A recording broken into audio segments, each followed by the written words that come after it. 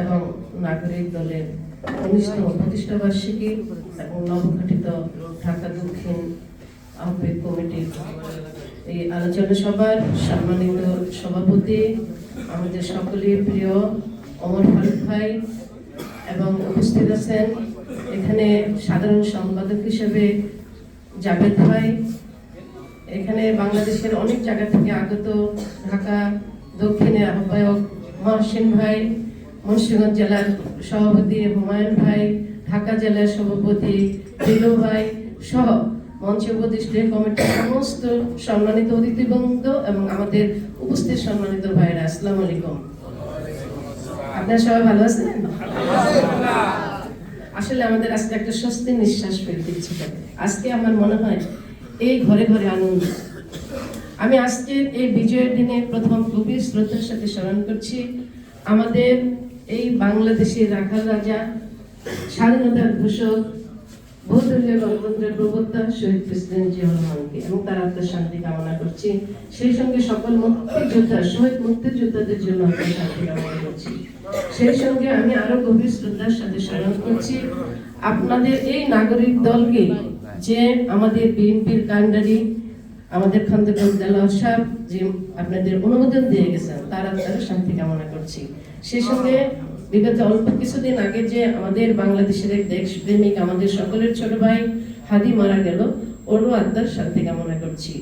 আরো শান্তি কামনা করছি ৫ই আগস্টে যারা নিজের জীবন বিসর্জন দিয়ে এই মির্জাপুর সরকার থেকে দেশটাকে রক্ষা করে গেছেন, আল্লাহ তাদের সকলকে আল্লাহ শান্তি দান করুন। সম্মানিত বন্ধুগণ, আমরা সবাই বিএনপি করি, সুতরাং আমাদের কিন্তু আজকে সকলের মনে আনন্দ। আমরা ১৭ বছর কি কষ্ট করেছি, আমরা কিন্তু বসতেই পারি না, আমরা ঘরে ঘুমাতে পারি না। এই সংবাদপত্রের স্বাধীনতা ছিল না, কথা বলার স্বাধীনতা ছিল না, আমাদের যে কি দুর্বিধ জীবন গেছে, কিন্তু আজকে আমরা সবাই একত্র হতে পেরেছি। এই জন্য সবার কাছে বলি, আমাদের দেশ নায়ক তারেক রহমান আজকে এত যে বিপদের পরে আমাদের মাঝে ফিরে এসেছে, সেজন্য আমরা সবাই বলি আলহামদুলিল্লাহ। আমাদের বিগত সেই সরকার আমাদের কি বলেছিল তারেক রহমানের উদ্দেশ্যে, আপনাদের মনে আছে? অবশ্যই আছে, অবশ্যই।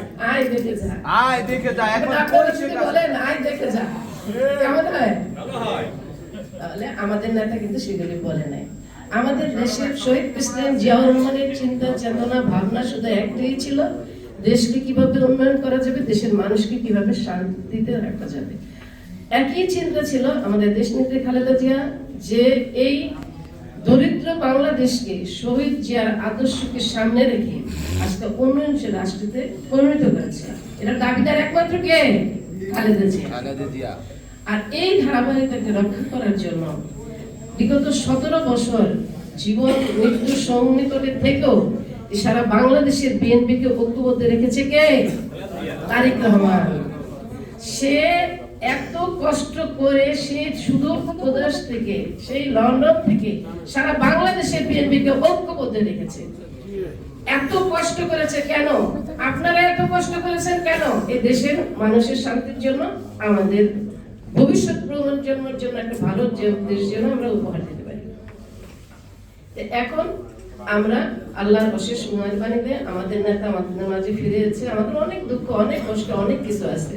যেমন একটু আগে নাগরিক দলের সভাপতি ভাই আর অনেকেই বললেন আমাদের নাগরিক দলের কথা।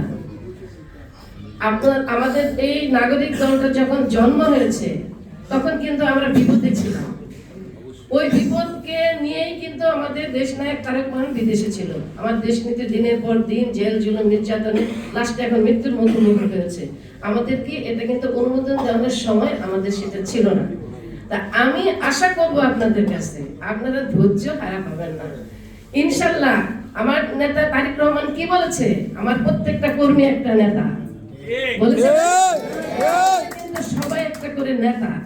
সুতরাং আপনাদের নেতৃত্বেই আমাদের বিএনপিতে এতগুলো অঙ্গ সংগঠন আছে, ছাত্র দল, যুব দল, মহিলা দল, স্বেচ্ছাসেবক দল, কৃষক দল। কিন্তু এই দলগুলির পাশাপাশি আমরা কিন্তু আমাদের এই দলটাও গঠন করেছে, আমাদের মহাসচিব করেছেন। কেন? একটা বড় দলের মধ্যে আমাদের কমিটির সংখ্যা কিন্তু একটা ছোট, সবাইকে কিন্তু এক দলে নেওয়া যায় না। সুতরাং আপনারা কমিটি করছেন, আপনারা দেশের জন্য কাজ করেছেন, দলের জন্য কাজ করেছেন, নির্যাতিত হয়েছেন, জেল জুলুম হত্যার শিকার হয়েছেন, আপনাদেরটা ইনশাআল্লাহ আমি মনে করি আমার নেতা দেশে এসেছে, এই নাগরিক দল ইনশাআল্লাহ আপনারা বিএনপির অঙ্গ সংগঠন হিসেবে বা সহকারী সংগঠন হিসেবে হলো আপনারা ইনশাআল্লাহ। আমার নেতা দেশের জন্য কাজ করে, মানুষের জন্য কাজ করে। আমাদের প্রেসিডেন্ট জিয়াউর রহমান একটা কথা বলেছিল, সেটা হলো দলের চেয়ে দেশ বড়। আর দেশ নেত্রী বলেছিল দেশ বাঁচাও মানুষ বাঁচাও। আর তারেক রহমান কি বলেছে যে সবার আগে বাংলাদেশ, এটা তো অবশ্যই বলেছে। তারপরে বলছে ক্ষমতার আগে জনতা। সে জনতাকে আমাদের দেশবাসীকে সে মূল্যায়ন করেছে। সুতরাং আপনাদের এই দল তো অবশ্যই মূল্যায়িত হবে। এই দেশের মানুষ, এই মানুষের দেশের এই মানুষের উন্নয়নের জন্য আমাদের দেশনেত্রী খালেদা জিয়ার, জনাব তারেক রহমানের তাদেরকে কোনো প্রয়োজন ছিল? এই জেল, এই যে হত্যার শিকার হয়েছে আমাদের কোকো ভাই, এই যে তারেক রহমান, আমাদের দেশ নায়ক তারেক রহমান এত নির্যাতনের শিকার হলো, দেশনেত্রী মৃত্যুর মুখোমুখি নড়তেছে, কাদের জন্য করেছে ভাই? তারা ফ্যামিলির সদস্য ছিল 3 জন, তাদেরকে কোনো কষ্ট ছিল? তারা কেন করেছে? আমাদের স্বার্থের জন্য, বাংলাদেশটাকে একটা সুন্দর দেশ হিসেবে প্রতিষ্ঠিত করার জন্য, আমাদের বাংলাদেশের আগামী প্রজন্মকে ভালো রাখার জন্য। তাহলে এখন এগুলি করতে হলে আমাদের কি প্রয়োজন? আমরা কিন্তু আমাদের মধ্যে আমরা সবাই এক, কিন্তু আমাদের মধ্যে একটু বিভেদ আছে, এটাকে ক্ষমতার একটু দ্বন্দ্ব আছে। এটা কিন্তু এখন মনে রাখলে চলবে না, কারণ এখনো কিন্তু আমরা সম্পূর্ণভাবে বিজয় লাভ করতে পারি নাই। এই বিজয়কে অর্জন করতে হলে আমাদের দেশ নায়ক তারেক রহমান যে 31 দফা আমাদের জন্য দিয়েছে, যেগুলির মধ্যে এই যে ফ্যামিলি কার্ড করেছে, বেকার যুবকদের একটা ভাতা দেওয়ার ব্যবস্থা করেছে, আমাদের যে স্বাস্থ্য সেবার জন্য হেলথ কার্ড করেছে, কৃষকদের জন্য যে ফার্মার কার্ড করেছে, এগুলি কেন জন্য, কার জন্য করেছে? এই দেশের মানুষ আমরা 17 বছরে নির্যাতিত, নিষ্পেষিত, আমরা মনে করি এখানে এমন লোক আমাদের জনসভার মধ্যে দেখেছি ভাই, আমার এগুলো কষ্ট লাগে। আমি তো সাকদল থেকে এসেছি, যে সারাদিন কষ্ট করে মিছিল মিটিং এ আসে, কিন্তু সকালবেলা মা কোনো কাজ করতে পারে না দেখে মা তাদের ঠিক মতো খাবারও দিতে পারে না, ঘরে খাবার নাই, হেঁটে হেঁটে সারা মিছিলে আসে, হেঁটে হেঁটে যায়, কিন্তু তারপরেও কিন্তু আমরা তাদের জন্য কিছু করতে পারি নাই।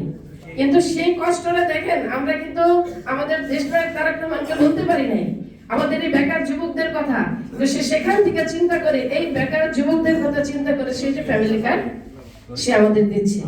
ইনশাআল্লাহ আপনাদের সবাই বাংলাদেশের বেকার যুব সমাজের জন্য কর্মসংস্থান ব্যবহার অবশ্যই তিনি করবেন। এই যে বিএনপি যখন ছিল, দেখুন যুব উন্নয়ন প্রশিক্ষণ কেন্দ্র করেছিল। কেন করেছিল? এই যুবকদের কাজের মাধ্যমে, বাংলাদেশের সবাই তো শিক্ষিত না, আমাদের জন্য হাতে কলমে শিক্ষা দিয়ে আমাদেরকে স্বাবলম্বী করতে পারে, সেজন্য কিন্তু যুব উন্নয়ন প্রশিক্ষণ কেন্দ্র করেছিল। নারীদের জন্য জাতীয়তাবাদী দল ঘটনার সাথে সাথেই কিন্তু মহিলা দল গঠন করেছিল। কেন করেছিল? বাংলাদেশের জনসংখ্যার অর্ধেক নারী, এই নারীদেরকে স্বাবলম্বী না করলে কিন্তু দেশ উন্নয়ন হবে না। তাই সে এই মহিলা বিষয়ক মন্ত্রণালয় গঠন করেছে, মেয়েদের জন্য গার্মেন্টস শিল্প প্রতিষ্ঠা করেছে, প্রত্যেকটা ক্ষেত্রে নারীদের সর্বপ্রকার ক্ষেত্রে অগ্রাধিকার দিয়েছে। বিশেষ করে প্রাইমারি স্কুলের জন্য নারীদের চাকরিটার জন্য সে বরাদ্দই করে দিয়েছিল একরকম। কিন্তু এই যে তারপর দেশনেত্রী খালেদা জিয়া কি করলো, এই শিক্ষাকে উন্নত করার জন্য মনে করেন এই যে শিক্ষার বিনিময়ে খাদ্যের ব্যবস্থা করলো, বিনামূল্যে বই দিল। এগুলিকে অন্য কোন সরকার এই মানুষের জনগণ নিয়ে মানুষের জন্য চিন্তা করেছে? না, কখনো করে নাই।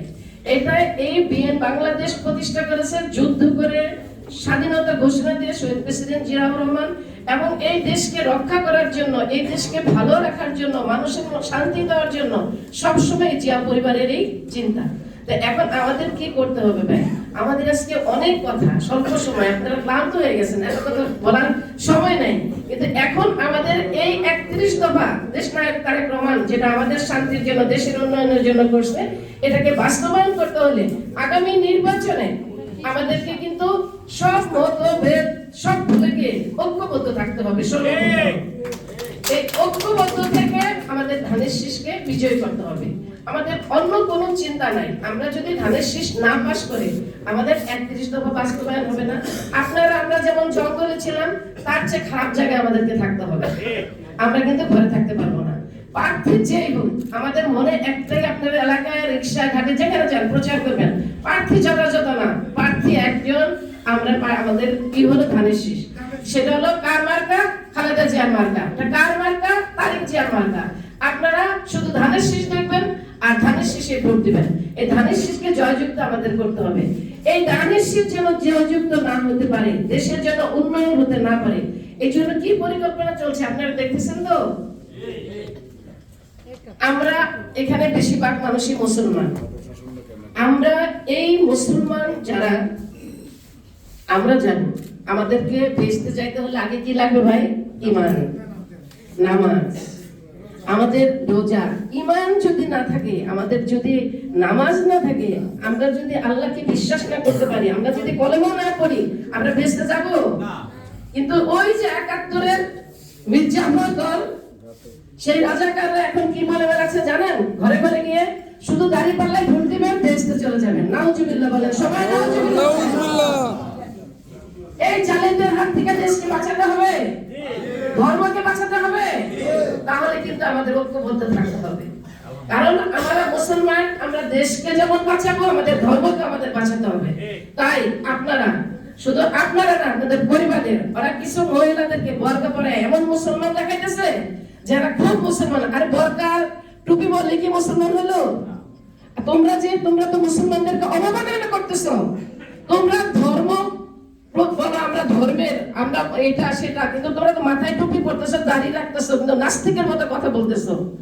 আমি আজকে বলবো, এসব ভণ্ডামি আপনারা বন্ধ করুন, ভণ্ডামি বন্ধ করুন। ইসলামকে অবমাননা করতে দিবেন না, তাহলে এই দেশের মানুষ এটা মেনে নিবে না। আপনারা দেখেছেন ভাষা আন্দোলনে এই দেশের মানুষ শহীদ হয়েও ভাষাকে রক্ষা করেছে, স্বাধীনতার যুদ্ধ জীবন দিয়ে দেশকে স্বাধীন করেছে, এরশাদের বিরুদ্ধে আন্দোলন করে গণতন্ত্র রক্ষা করেছে।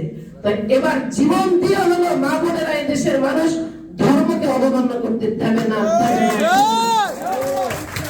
সুতরাং আপনাদের কাছে অনুরোধ, যারা বাড়িতে বাড়িতে যে বোরকা পরে প্রচার করছে, দাঁড়িপাল্লায় ভোট দিলে জান্নাতে যাবেন, তাদেরকে প্রতিহত করতে হবে। রাস্তাঘাটে, মিটিং এ, মিছিলে, সব জায়গায় আপনাদেরকে প্রতিহত করতে হবে ওই মির্জাফর, ওই জালিম মানুষদেরকে।